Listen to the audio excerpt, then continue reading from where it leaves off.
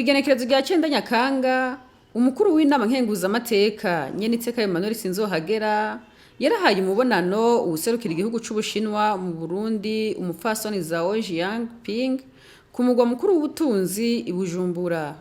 Abo bategetsi bakaba baganiriye ibijanye no gukomeza imigenderanire no gufashanya hagati y'inama nkenguzamateka y'u Burundi n'urwego nk'ubwo rwo mu gihugu c'Ubushinwa. Bakaba baraganiriye kandi ku bibazo vyerekeye indero n'ikibazo ca Taiwan n'Ubushinwa. Ido nido mu bushikirizwa n'umuvugizi w'umukuru w'inama nkenguzamateka Gabi Bugaga. Nyeniteka umukuru w'inama nkenguzamateka yaje kwakira uwuserukira igihugu c'Ubushinwa ngaha mu Burundi. Mu byo bavuganye rero harimwo ivyerekeye gukomeza imigenderanire gufashanya gusanzwe kuriho kuva kera na rindi hagati y'ico gihugu n'u Burundi.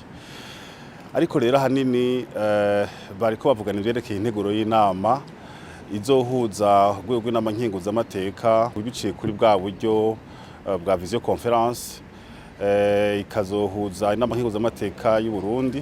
Nyeniteka zo kwitaba iyo nama nyene muri ubwo buryo bwa visio conference ahura n'urwego nk'ubwo rwo mu Bushinwa bita CCPPC. Ni ukuvuga ko ari mu Gifaransa niko bakunda kwivuga ni Conseil consultatif du peuple chinois.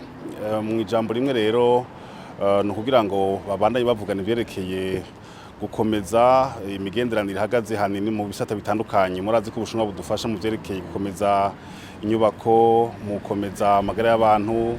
Abashakashatsi baraje ngaha kudufasha mu vyerekeye uburimyi n'ubworozi no kurondera ingene hoba imbuto nziza zirobanuye n'ibindi bisata byinshi cyane gose, indero n'ibindi. Ndetse bakavuga n'ibibazo bitari bike bijanye nk'abana bahora biga mu Bushinwa bataje kubera Covid mugabo gushika ubunye batari bwasubireyo, ariko userukira igihugu c'Ubushinwa yamije yuko batanguye kuza barasaba impusha zo kugenda kandi bazogenda kwiga atantara rimwe zihari.